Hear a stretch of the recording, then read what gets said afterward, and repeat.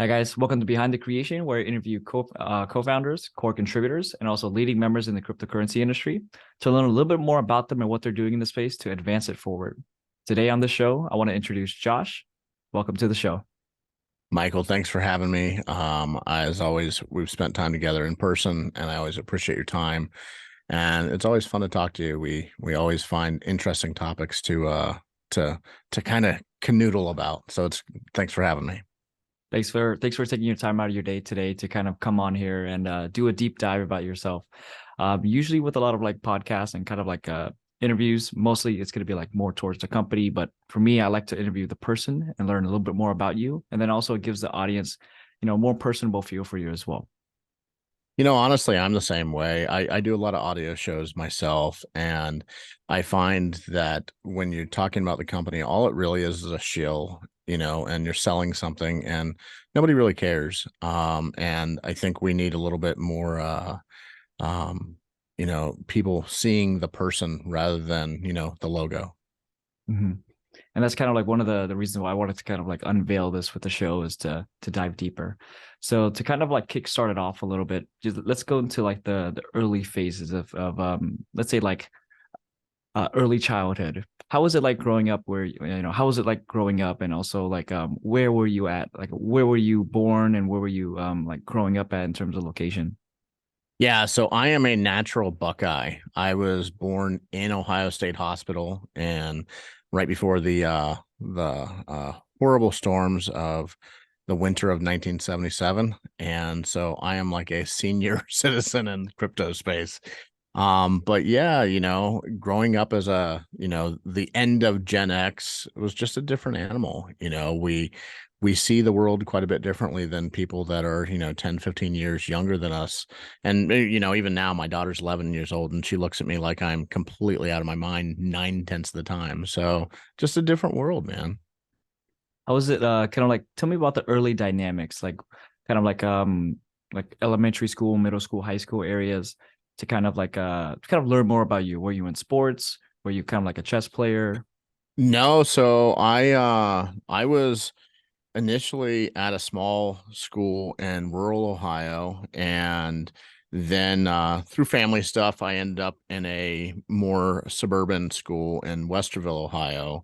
And I started into baseball, I started into track, I started into wrestling. And physically, you would never know it now because, like I'm a fat old man, but I used to be a little bit more athletic.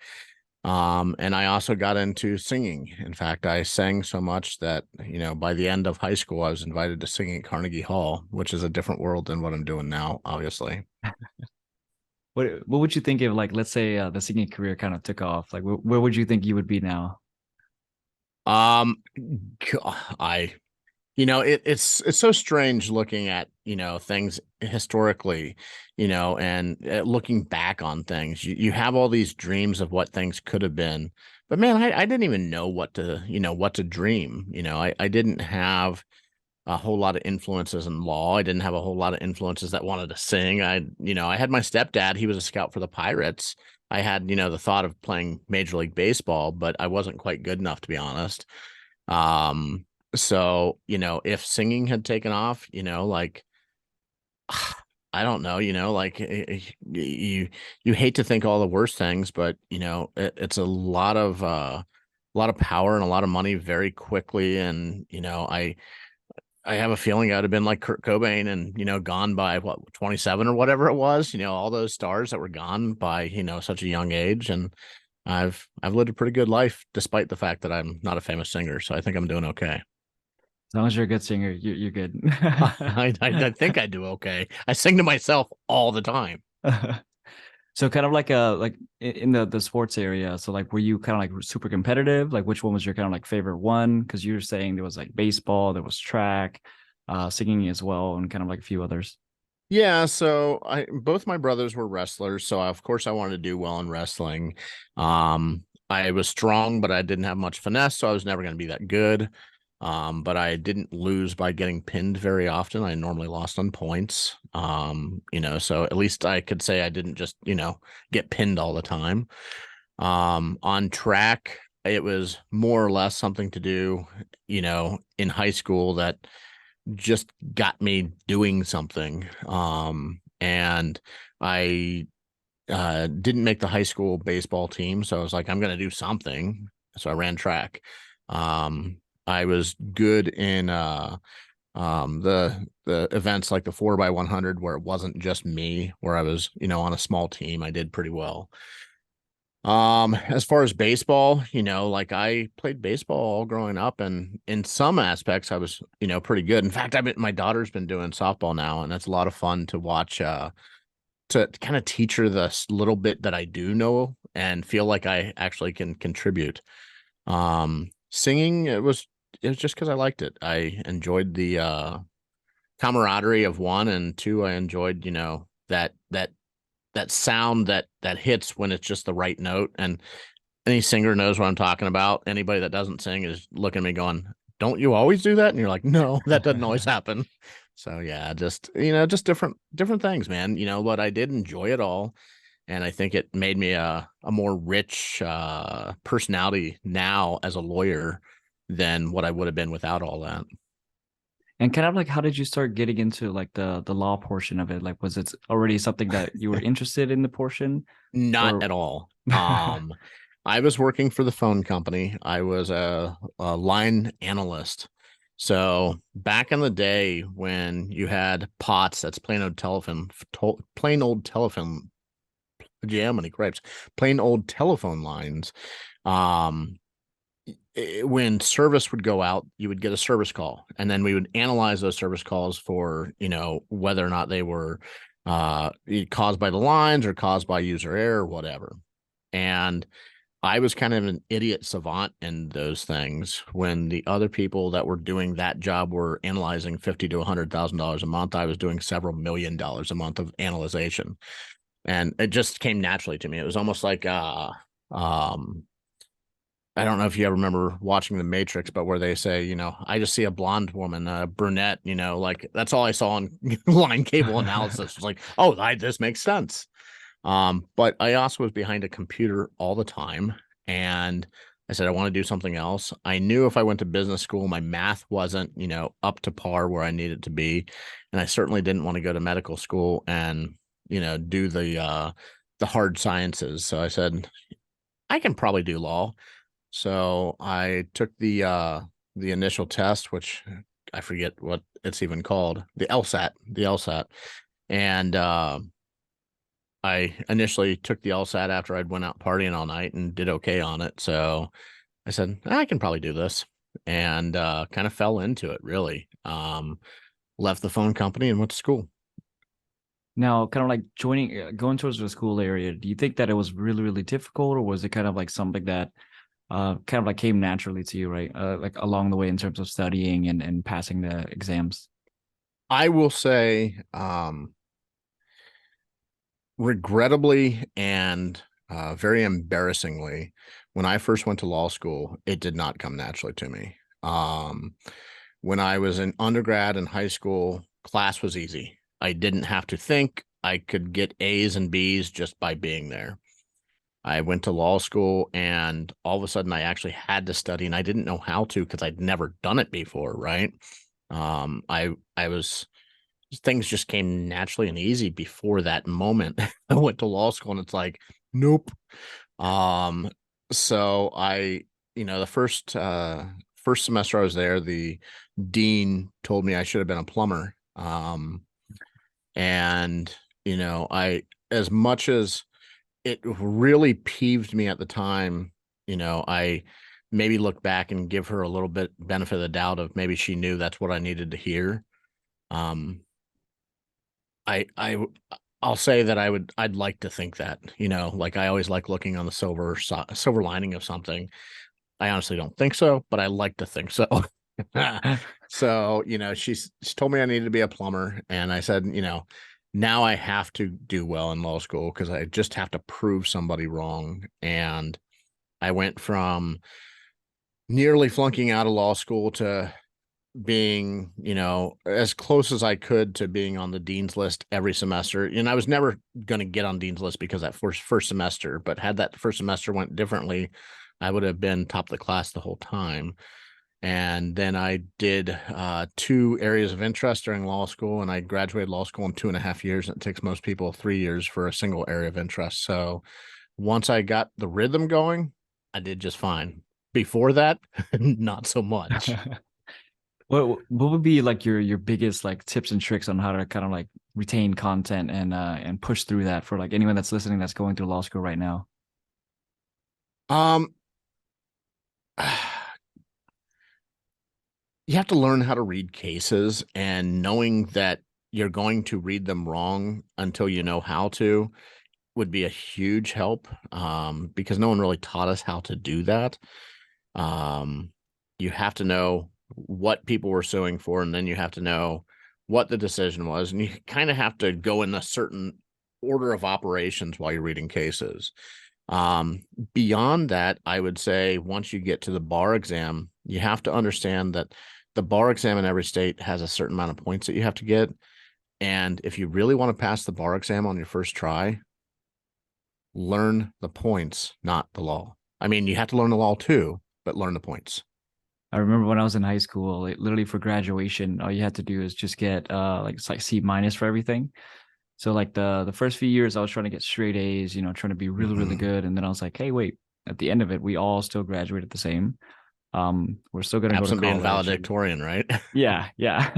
So I was like, you know what? Maybe I can just slack a little bit more towards like the senior year portion and still breeze by and still pass my classes and everything. I Like, studied abroad once and did the exact same thing. I found out when I was in Holland that my class was only pass or fail. And so I went and talked to the professor. I said, what do I need to do to pass this class? And he told me, and he or she, it's been so long, I don't remember, but they told me how to pass it. And so I went and did all the work that I was supposed to do for the couple classes I was supposed to do, like in the first week, turned it all in. And then I went traveling in Europe for like 6 months. So yeah, I hear you. it's like just getting it done. You still got the same degree portion. Right. Depends if you're going on to like the next stage, right? Like getting masters and everything. So what kind of like pushed you into the blockchain space? Like how did you kind of like get your feet into crypto and how did it start and kind of like when? So I kind of fell into it. I had a couple different clients doing a couple different things. One of them was a client that had a comic book company that wanted to do something around the time of crypto kitties, similar to that. They didn't end up doing it, but they asked me to research it. And, I was like, I don't know anything about blockchain, guys. And they're like, yeah, but Josh, you're our corporate attorney, and you're a lot cheaper than hiring a blockchain attorney. I was like, yeah, thanks a lot, guys. Like very thanks. Much success. And so what I ended up doing was I ended up going down the rabbit hole a little bit. And the more I went down the rabbit hole, I realized how much of the experience that I'd gotten working for startups was very, very similar to blockchain. There are some changes, obviously. But by and large, it's very similar areas of law. And so I put that I was doing this project and another project that I was working on my LinkedIn. And, next thing you know, 5 years later in 2023, I've been doing it for 5 years. And now I'm an old man as far as a lawyer in blockchain, and just an old man, in the world. But in blockchain, I'm like, oh my God, you've been doing it for 5 years. You're ancient. I'm like, thanks. So yeah, that it was kind of, just almost like tripping and falling, and Alice in Wonderland, falling down the rabbit hole after you tripped and fell. Like I didn't intend on it. But I like what I do now, and I'm happy that I'm here. What kind of I would say what was your most kind of like favorite company to work with, or kind of like if you can say, favorite company to work with, and kind of like exploring some of the areas to push them to new boundaries, right? Because like law has been constantly changing in the United States and all around the world for crypto. So which ones was like the most challenging and most fun for you? So the easier way to say it is I find very specific things interesting rather than entire companies. Like I'm talking to the easiest way to say this without, giving away information I'm not supposed to, because, there are limitations, is I'm talking to a hospital that wants to work in blockchain space to bring more donations on an international basis. And the hospital's name is already very well known. And I think it's such a neat use of blockchain to build a project that every other project in blockchain space, like you hear about all the rug pulls and all that sort of stuff. But for a donation process to function properly, literally all liquidity needs to be pulled from a token as fast as possible when the donations come in. So it's the idea of almost like programming where, they always say in programming, is it a feature or a bug? Well, this hospital, if they follow advice, will be using a bug as a feature. The idea of rug pulls are horrible, and their literal entire project is designed to pull money out for the purposes of benefiting the people in the hospital. That's I think interesting. it's a reverse of everything that's happening in blockchain, because everybody's like, oh, no rug pulls. And they're going, no, we're going to take everything. And I'm like, yeah, that's fun. Let's do it. So kind of like looking back at your life as well. So I want to go into something that's going to be, was there ever an event that kind of like changed your outlook on life? Kind of like did a complete 180 for you, or even made you to where you pivot a little bit as well? Yeah, no doubt. I went through a really, really hard divorce. I am now a single father. My daughter lives with me. Her name is Zoe. Hi, Zoe. And it nearly broke me. I don't talk about it a lot, and I'm not like adverse to talking about it. I just don't. But with that being said, when I first went through my divorce, I had pretty much said, apart from the companies I'm already working for, I'm done being a lawyer. Um, I was moving into gaming, and that's where I end up being, with board game and video game and comic book companies. And I said, I'm going to work more on the intellectual property side, maybe even content creation. And I pretty much swore off being an attorney. Um, and then that same thing we talked about before, had a project that they wanted me to, dig down into crypto. And, 5 years later, I'm a full-time attorney again. And, I do like what I'm doing now a whole lot better.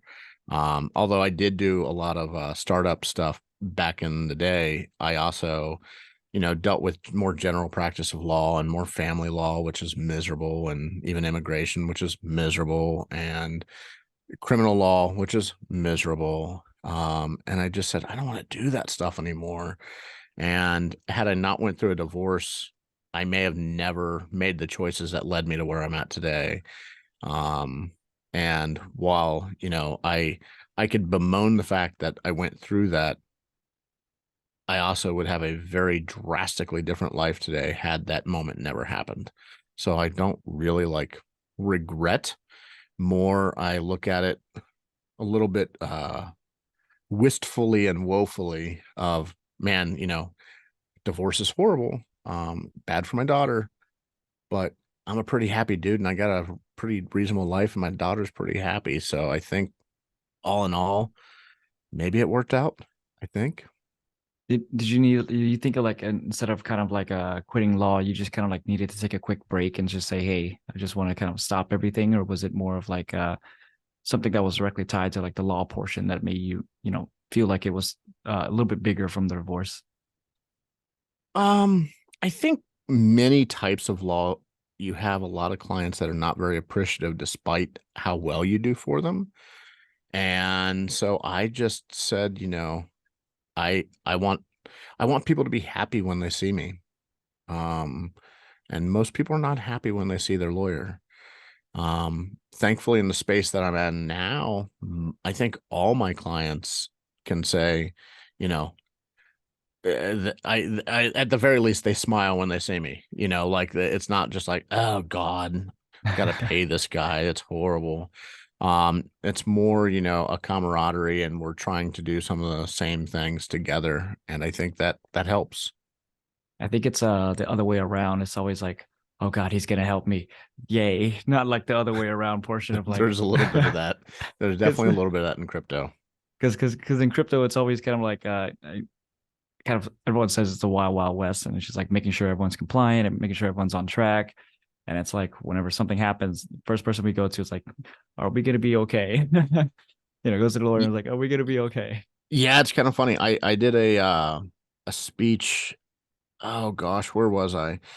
Um, Maybe it was NFT NYC. I don't remember which conference it was, but it was one of the bigger conferences.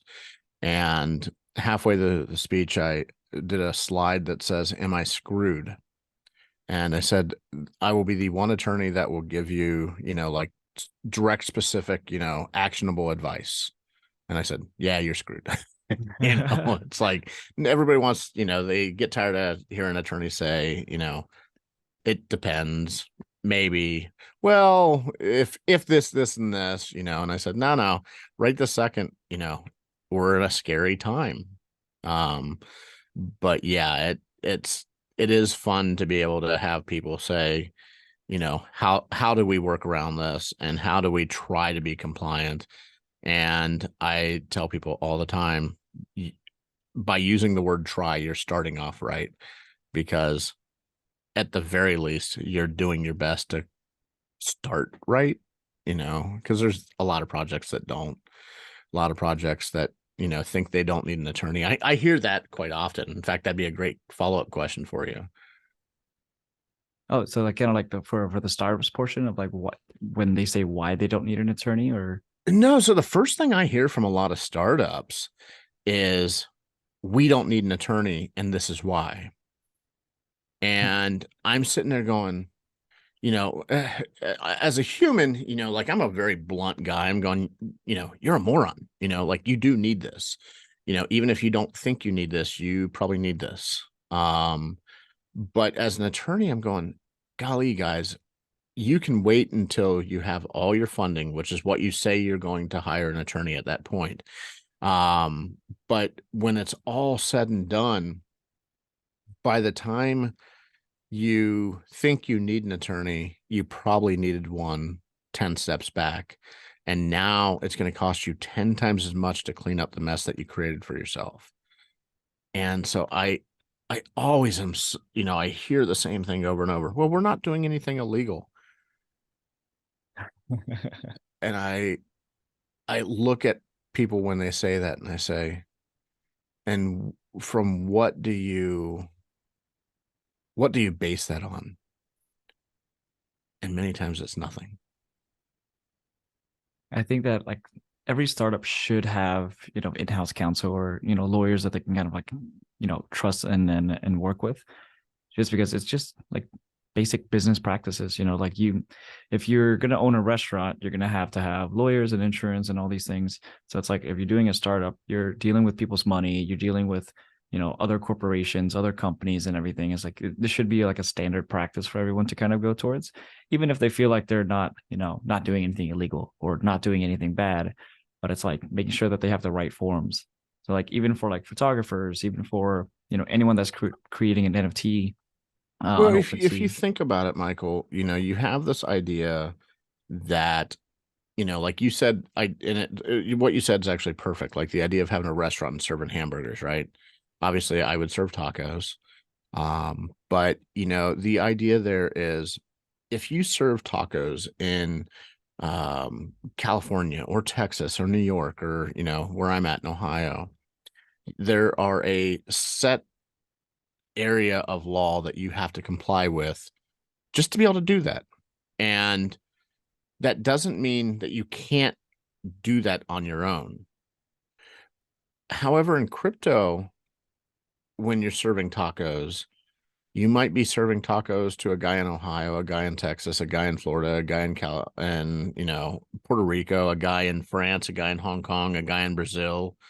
And each one of those jurisdictions will tell you what type of meat you can use, what type of sauce you can use, how cleanly your place needs to be, whether or not you can also serve alcohol, whether or not you have to have shoes on when you go into the restaurant, whether you have to have a shirt on, whether or not you can, there's a million different things, and each jurisdiction has something different. yet you're trying to serve all those things and pretend that you know everything in every place. And even me as an attorney, I often tell people when I'm outside general counsel that I don't know everything. The thing I do know is by you doing this thing, we need to ask somebody questions. And these are questions you're not currently asking. How do you kind of navigate that though? It's like I mean, like there's so many different countries and jurisdictions. It's like kind of like what would be like the initial process, right? Like let's say, for example, someone's from, I don't know, Hong Kong, and they're like, hey, we want to, do X, Y, and Z. Like, how would you kind of like learn about those jurisdictions? Will it take like counsel I from spend all others, my or? time reading, Michael. I mean, like if I'm not working like on a call like I am with you right this second, I'm reading. And like we put that into our news group. We have a non-chill news group that we, everybody sends news about what's happening in the world of crypto, right? And I find a lot of value there, but I just read and I read and I read and I read. And as you read, you become more knowledgeable than the next guy. And eventually you become to the point that you're more knowledgeable than the knowledgeable guy. And I always am very hesitant to call anybody a expert in anything crypto, particularly legal in anything crypto, right? But I would say that you should always, as an attorney in crypto, you should be continually educating yourself to get to the point that if somebody called you an expert, that you wouldn't feel embarrassed by having heard that, and you wouldn't feel like you're complicit in a lie.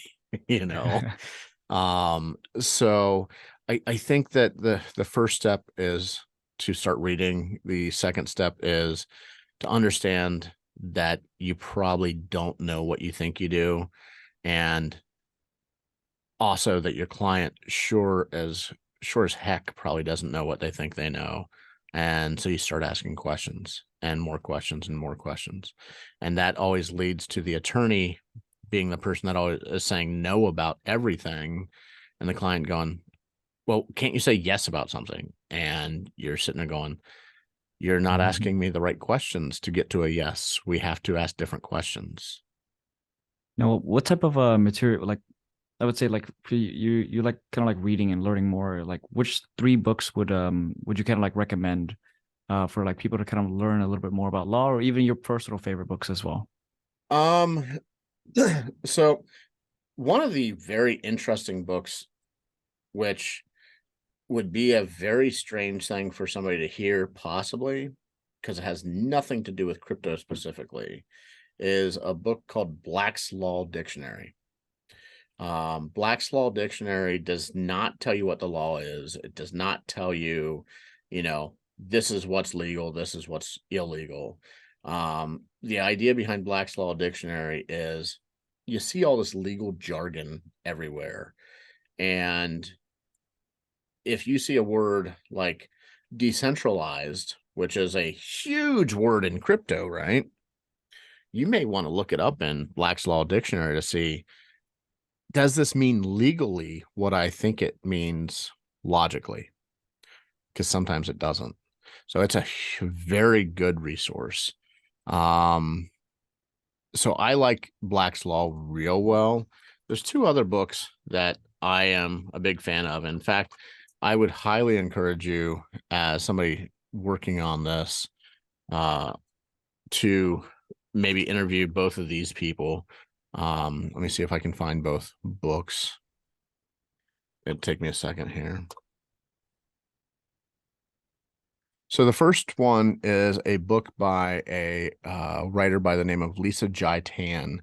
I've met Lisa. I know Lisa. She's super duper bright. Her book is called Economics and Math of Token Engineering and DeFi, Fundamentals of Token Economics. That's a lot of words, and that's exactly Lisa's personality. But the long truth of it is it's a book about tokenomics. It gives you in a way to look at a project and see, if their white paper makes sense. And I very much like her book. Just very, very well. The other book that I would tell people to look at is a book by a writer by the name of Yukai Chao. He is a gentleman who focuses on what's called gamification and game theory. And game theory and gamification as an attorney are two separate things. Gamification is the idea of getting somebody to come back to your store another day in the hopes of buying another Snickers bar on the other day. Game theory is the idea of, you saw it a lot a couple years ago in oh gosh, what was that? Olympus Dow. Do you remember Olympus Dow? Mm-hmm. Where it's like the prisoner's dilemma, where, if you have two prisoners, everybody knows prisoners. No, I'm not going to explain it on this interview. Go look it up, guys. But the idea of game theory is, how do you obligate somebody to do something that feels like it may not be in their best interest, to make it in their best interest and get them to do something? I probably should exercise more. I should probably, eat better food, something along those lines.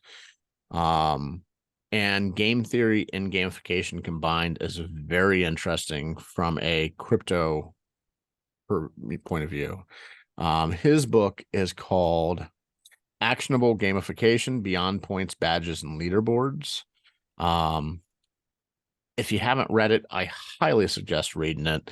I've spoken to Yukai as well. I believe he's out of Miami, and I think Lisa Jai is out of Singapore. They're both also on LinkedIn. You can find them there.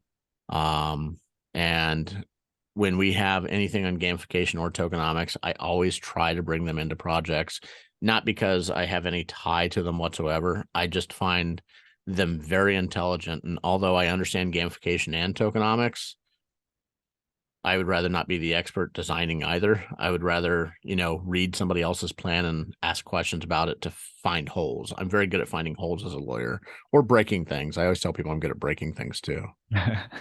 I'm also the loopholes guy as well. Like, I found out in high school that there's a every semester is 9 weeks, and you can have 10 unexcused absences. So I would skip every single Monday and still be able to not have to worry about the rest of them as long as I have a sick note. So it's kind of like same thing for like tokenomics and crypto as well. It's like there's always going to be a little bit of loopholes, little things to tinker here and there.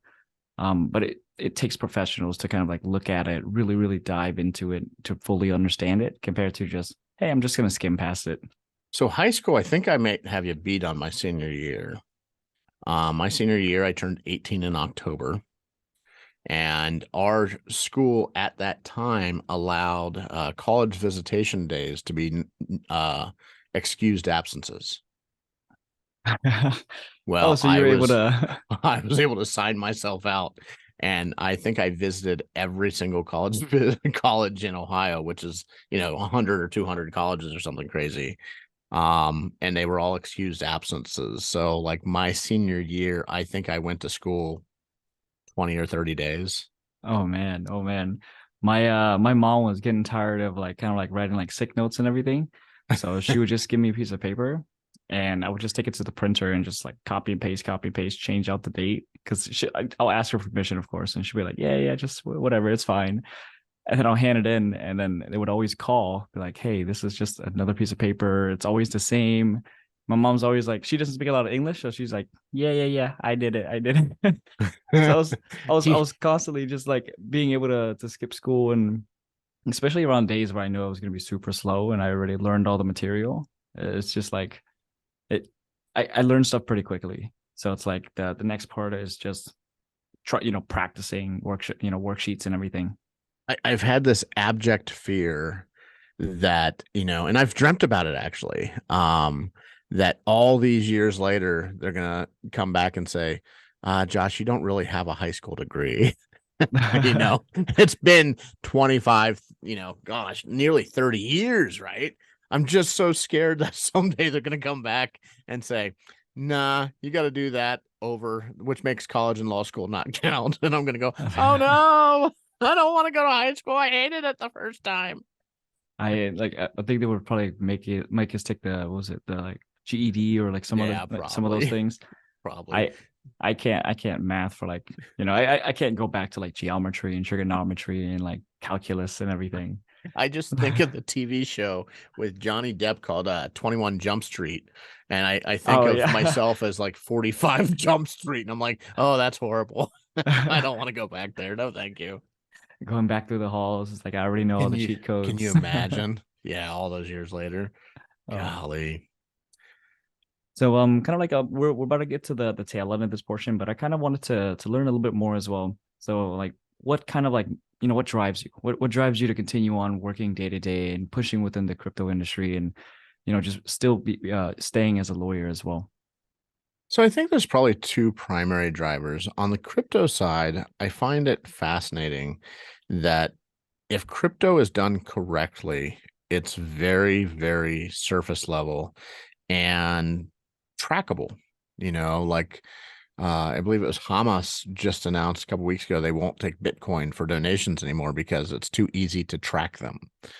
Um, and I find that fascinating that all these governments and all the big corporations are very scared of having trackable books. That to me is like, ooh, ding, ding, ding, like conspiracy theories, right? Why don't they want their books open? What's the reason here? Particularly public companies, you would think that they would want their books open, but no. So yeah, that drives me because I think that that's very interesting. The other thing that drives me is, I'm a single dad. And money doesn't magically grow on trees. And, I have to provide for my daughter and I have to stay fat and sassy somehow. And so I very much work to provide for my family. And I hope I work in a place that not only am I appreciated, but that the way my mind works is valued and not looked at as a detraction because I very much am always, I was the one kid who they'd tell you to color, a coloring book and, I never colored inside the lines, like it, and I exaggerate obviously, but it's not so much that I didn't want to follow the rules, it's that I found coloring outside the lines more interesting to do, new things. And I think that's very much what the crypto world is about right now. We're coloring outside the lines. I remember in kindergarten, same thing. It's like my teacher was like, color in this horse. It's supposed to be just brown, right? I'm over here like coloring the backgrounds, putting it like in a forest and like putting it all these different locations. And she's like, well, you have like 10 more pictures to go at. You just finished one. It looks really nice, but focus on just the task that I gave you. It's like just A. I don't want you to do B, C, D, just do A. And like I never understood that portion. It was like, yeah, but A looks so good. I know. I was like, I know I I'm never understood that in school. It's kind of like I can color outside the lines, and it's better that way. for probably for people like you and me, it is. For a lot of people, it breaks their brain. They do not have that ability. Um, I watch people that see me work, and I tell people, I operate best in chaos. I watch people watch me work, and they're like, "How do you remember all these different things and put them all together?" And I'm like, "This is natural to me. The way you do it would feel very unnatural to me." I It's guess just in a the go ahead. military they call it was disorganized or chaotic order or something. It was like basically everything's gonna be going around you. Where let's say if you're like let's say for example you place something in your office, you know where it's at. It may look like there's 100 million things on the desk, but you know exactly where it's at. And like Mhm. whenever it comes to like kind of like picking it up, it's like it's right here under 4 or 5 pages, but I know it's under the fifth page. So when I was married, I lived in Tijuana, Mexico. My ex-wife was not from the United States, and I had an office. I had two buildings. I had the home and then an office building that I rented that were both on the same lot. And I walked down to my office one day and my desk was I'm looking at my desk now, remembering this moment. My desk was perfectly clean. All my piles were organized. All my pens were perfectly lined up. And I realized I don't know where anything is. And while my desk is, more messy than some people's, it's probably not as messy as others. But when it was all put, the pile was all put on top of each other. Like I was doing criminal law at the time, and maybe I'd have this case here, this case here, this case here, right? But they were all on top of each other. I didn't know how to dig out of it. Um, and all these years later, I remember that moment very distinctly going, okay, nobody can come in my office ever again. Because what was clean to them was chaos to me. And what was chaos to me was a mess to them. And, there's probably somebody else that would make it even more chaotic, and I'd be lost there too. For me, I operated the way I operated and did it well. Speaking of that as well, it's like, so like when you were starting your firms, like why didn't you kind of like have like why didn't you go with like why create a small boutique firm instead of having a large like New York based firm? So interestingly, when I first got out of law school, I did work for a couple guys, and both of those firms, um, we'll say it this way: both of those firms owed me a lot of money that they didn't pay me. Um, and I pretty much said, I don't want to work for somebody that has that much power over my livelihood again. You know, I had both of them ended up owing me. Oh, they were both roughly about $70,000 that they didn't pay me that they owed me. So 140 grand. And I just decided that I didn't want to do that anymore. I didn't want to have somebody have that much power over me. I work, as a smaller firm, I work a lot of times with bigger firms and they end up subcontracting me. So a lot of times when somebody hires a big firm, they're hiring a firm like mine because they don't know crypto as well as I do in many cases. So I get to get in the weeds more as a smaller firm that the bigger firms don't want to because of 100 different reasons. But I get to really dig down and, help create stuff in a better way, I think, and try to be, compliant, try to be fair to the people that are, spending their time, their efforts, however you want to put it into these projects. Ultimately, all any of us have is time. So I wanted to spend my time where I was more valuable. And I never felt like I was super valuable at a big firm. I always felt like, I was just a cog in the wheel. And so I built this smaller firm, and it's grown, and we have some very interesting things we do now that many of the big firms don't have the expertise to do. So it's just more fun, in all honesty. It's more fun, and it may not be as lucrative dollar wise as, being a partner at a big firm that, literally all you're doing is collecting money in my way of seeing the world. But I like what I do, and I like the people I get to meet, and I like to wheel and deal and, negotiate for my clients and make things function. So I like what I do a lot. I wanna take a little bit of a hot take from you just to kind of like see your perspective on it. SEC versus basically Coinbase. Everyone. Yeah, yeah. What are your thoughts on that one right now? Because kind of like we're a lot of companies in the US are kind of like, we're looking at Coinbase and saying this is one of the biggest ones in the United States. And if they're not complying, like who is? Sure. So, there was just a news article that came out yesterday or today that Gary Gensler in 2018, and of course now they're, shuffling words and playing with words, right? But in 2018, when he was not the SEC director, he said that 70% of the market was not a security. And what he's saying now is all these things that he previously said is not a security is a security as a government enforcement agent. And it it leaves kind of a sour taste in your mouth, right? Um, there's another guy that was a former SEC head by the name. No, I'm not even going to say his name because I don't want to give the guy oxygen.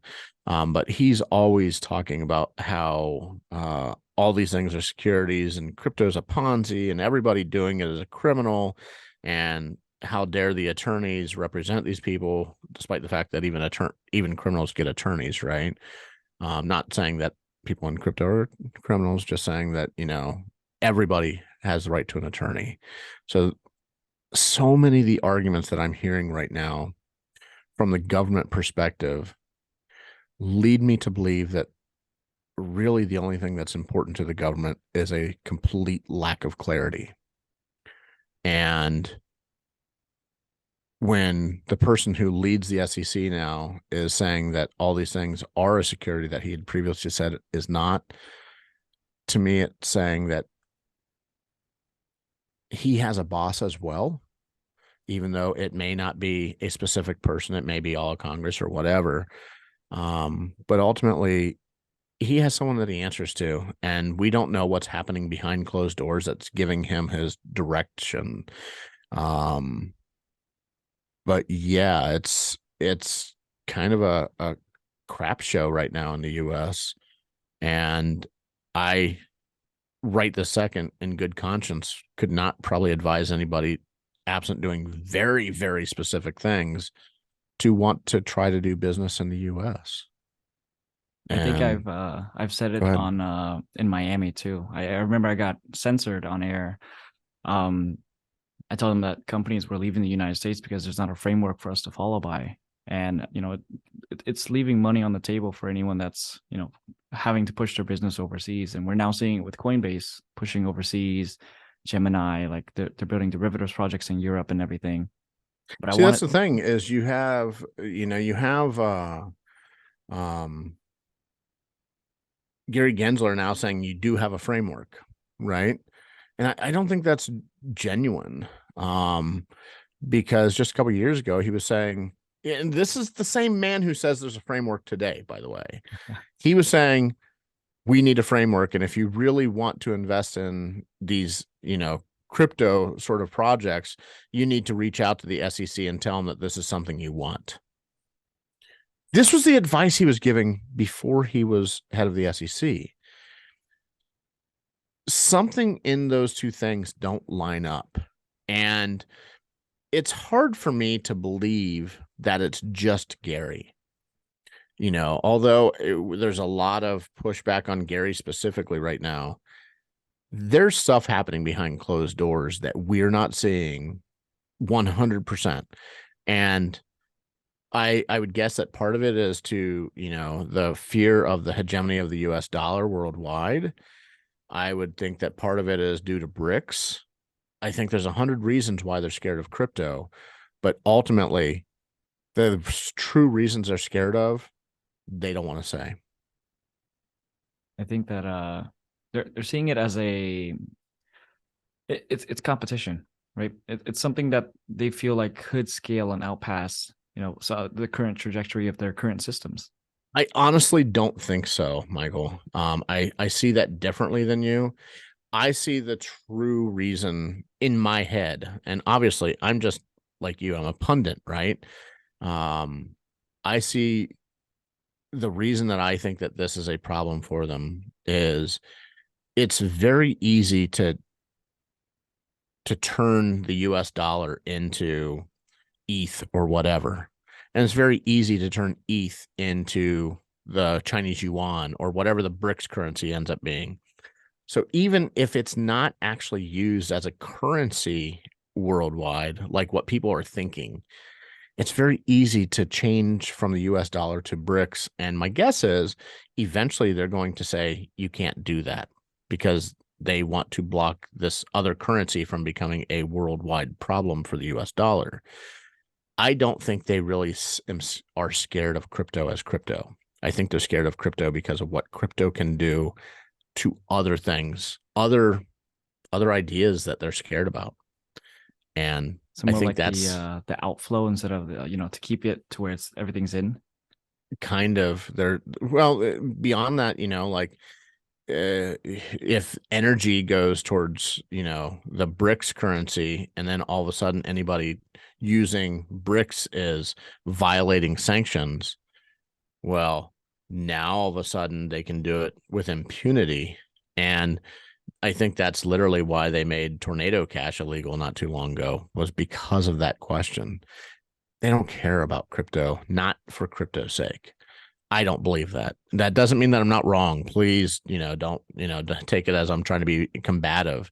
I just don't see that. I don't think that they really think crypto is competitive with the US dollar. It's other stuff that they're scared of.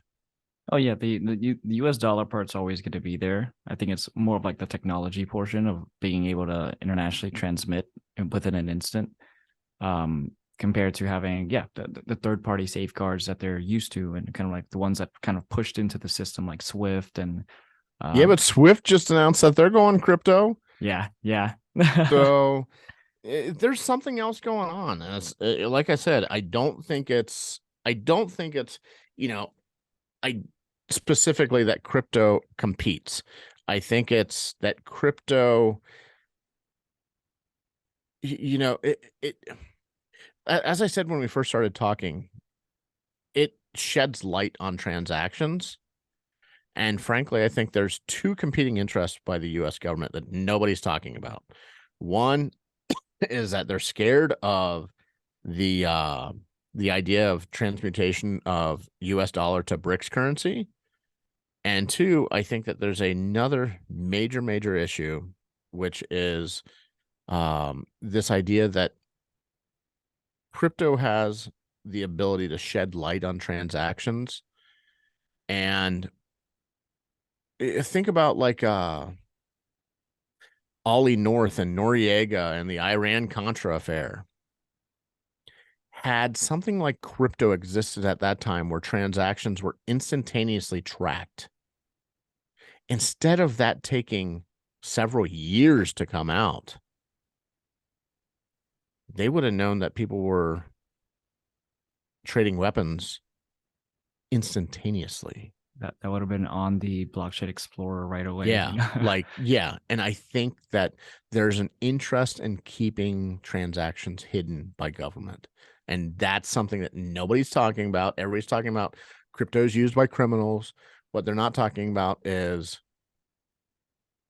the people that are transacting and really scared of transactions being public are the same people that are saying that crypto is used by criminals. Mm-hmm. And that's hopefully, Secret Service agents don't come knocking at my door, like You it's know too scary. much. Yeah, you know too much, Mr. Hale. No, I don't. I'm really Click. dumb. But yeah, so kind of like where do you see the outlook of it in terms of like, you think it would be, the US is going to be okay in terms of like everything's going to be fine, they're going to create a framework pretty soon, or do you think it's going to take a lot more to kind of like push them towards that direction? Well, Patrick McHenry just instituted something that he wants to give framework to crypto and take it out of the purview of the CFTC and the SEC. So hopefully that does something. But I think, as we talked about earlier, of asking the wrong question, Michael, I think that's the wrong question of whether the US will be okay. I think the more important question right this second is not whether the US will be okay, but will crypto be okay? Mm-hmm. And I have no doubt that crypto will live on. Crypto is not going to die.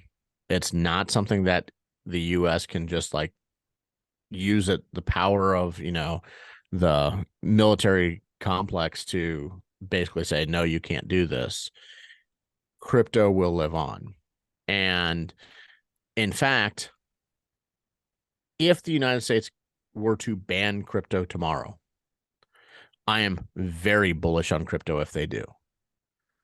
Because if it lives on despite what the Americans want to happen, that is the best case scenario for crypto that is imaginable. I think that we've seen all the cycles. It's crypto's going to continue living on. And my personal opinion as well is like it's going to continue living on, whether one certain country says yes or no to it, whether a selective few say yes or no to it. As long as there's a population that still facilitates the idea of decentralization and open transparency, I think that it would always have a fighting chance. Well, think about it like this, man. Like El Salvador has made Bitcoin part of its currency system. And let's say every other country in the world banned Bitcoin. If people wanted to transact in Bitcoin, all they would do is transact all their things that they wanted to in Bitcoin. And some people would do it whether it was illegal or not. And then when they wanted to change it to fiat, they'd all fly to El Salvador to change Bitcoin to fiat. And ultimately, that's why the governments of the world don't like that El Salvador did that, because it's not laundering money at that point. It's just changing currency. It's legal to be there. And right, exactly. So I think that there's a huge benefit to the countries that are more open to it. Hong Kong's announced, Singapore's probably going to announce based on what Hong Kong did. You have a couple other countries that have frameworks. You have some of the Caribbean countries that are interested. You have Central American countries. You have some of the African countries doing their own CBDCs. It's not going away. And in fact, what will end up happening if all the countries ban everything is you'll see countries like El Salvador having more or less crypto tourism. And that's not bad either. Not bad for El Salvador, and probably not bad for, the rest of the world that Bitcoin functions. It'd be great for them for tourism because like I hear a lot of people are going down there for vacationing now just so that they're able to use it, use a little bit of Bitcoin there and it's legal. Um, but yeah, I hope like honestly, like I want every country to adopt it, but of course everyone's gonna have its own opinions for each one. Um, and that's gonna be it's always gonna be an uphill battle, but hopefully as a community, hopefully as an ecosystem and an industry, we can kind of, allow countries and help countries, open up to those frameworks. Frankly, I think the more CBDCs, and this will get me in hot water with a lot of crypto folks, but I think the more CBDCs that exist is better for crypto, because ultimately there's basically 190 plus countries worldwide. If each country had their own CBDC that functioned, one, that is decentralized, even though it's done by centralized governments. And two, if you have 192 or 190 plus countries that do that, there's going to be a bunch of other crypto projects that are also of value that people are going to say, well, I don't want, Nigerian, whatever the cryptocurrency is. I want this other, ETH or whatever. But ultimately, the more countries that do CBDCs, it's probably better for the entire crypto ecosystem.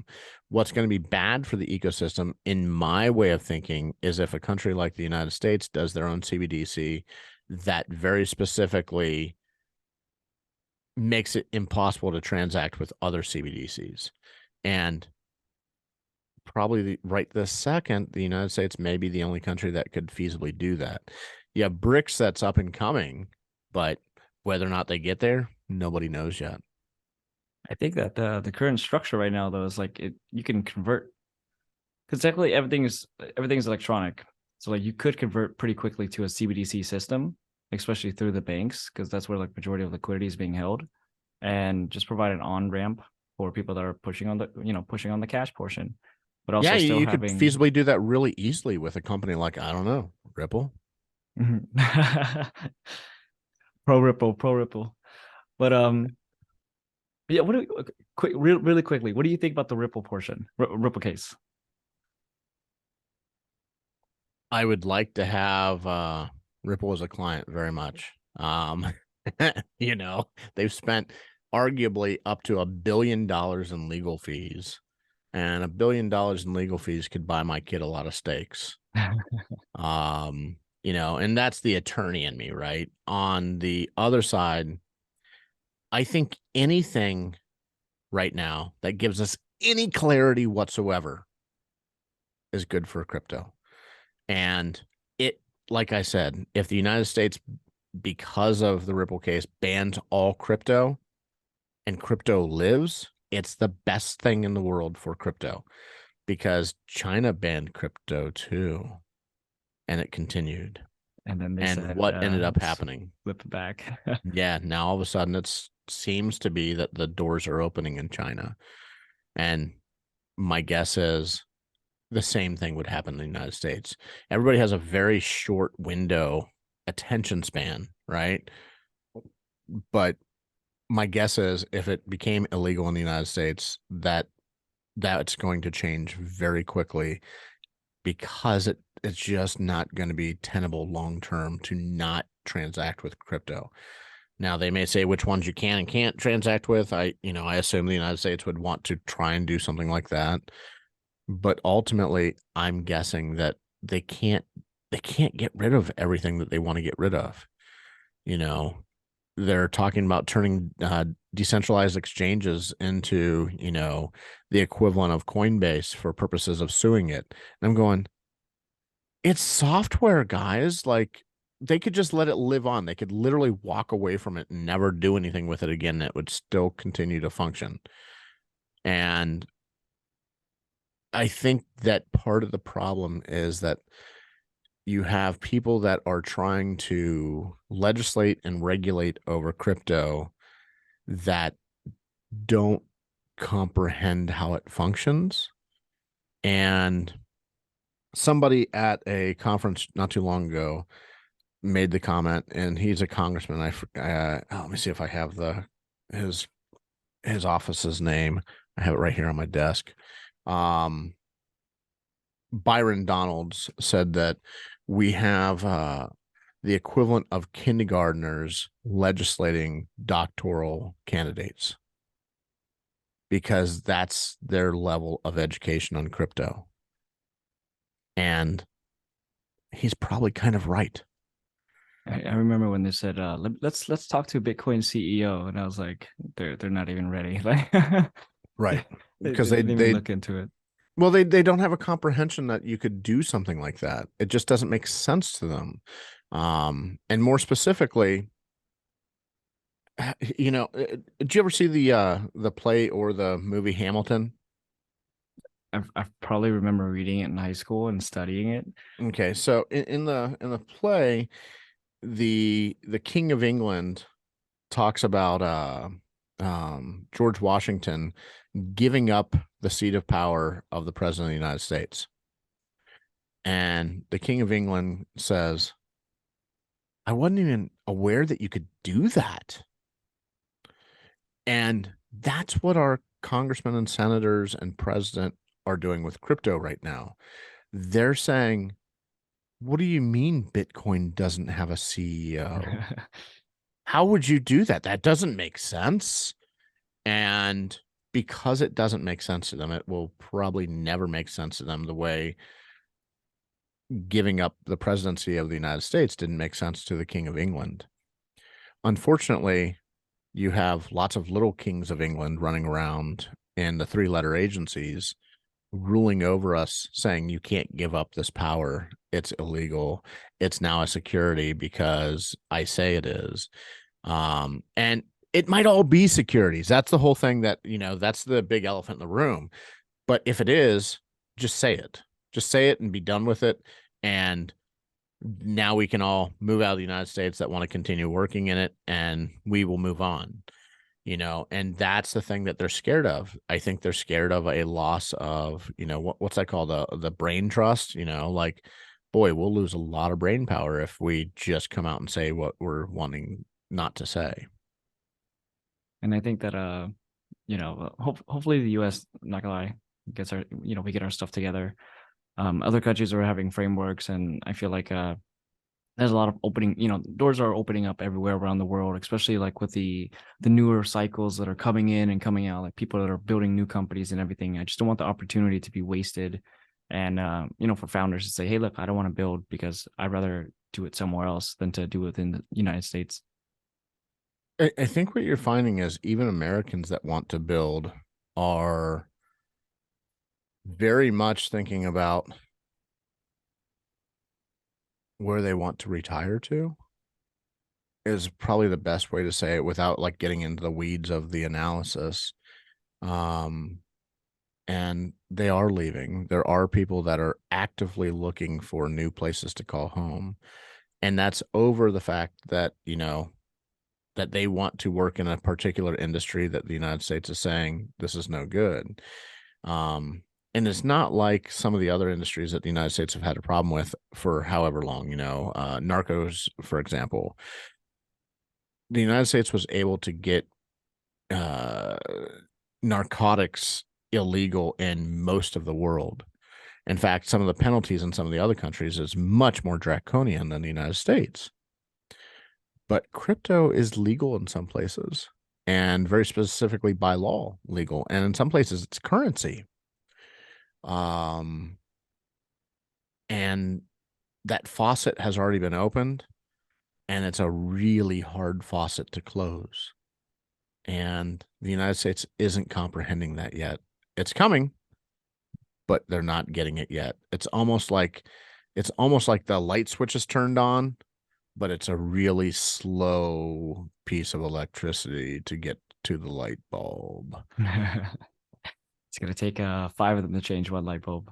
But I want to thank you for taking your time out today to give us your insights and also learn more about you as well. For the audience and everyone that's listening in, how will they find you? How will they stay connected with you?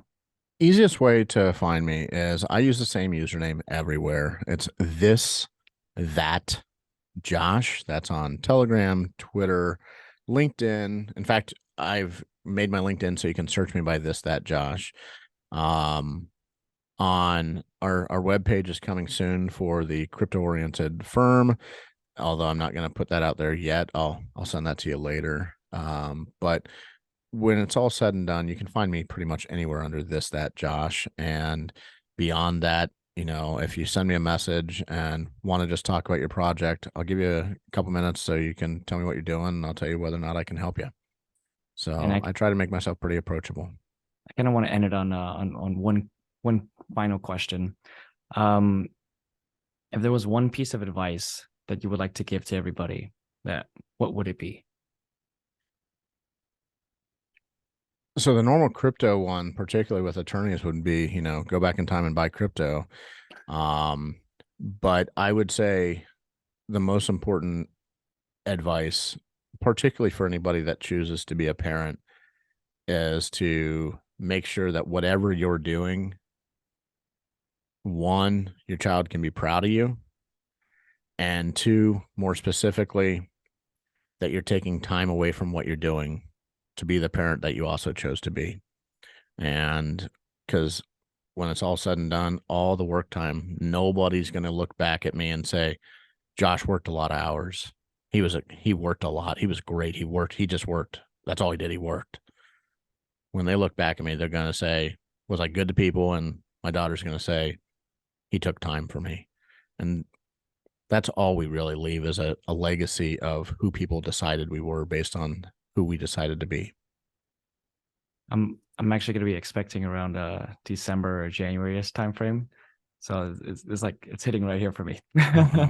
Just It's to make funny sure. that first moment of being a father, and I know we're going long here, but that first moment of being a father, I was scared as crap.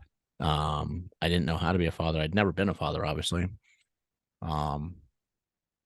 And when my daughter was born, due to a plethora of circumstances, things just did not roll right, man.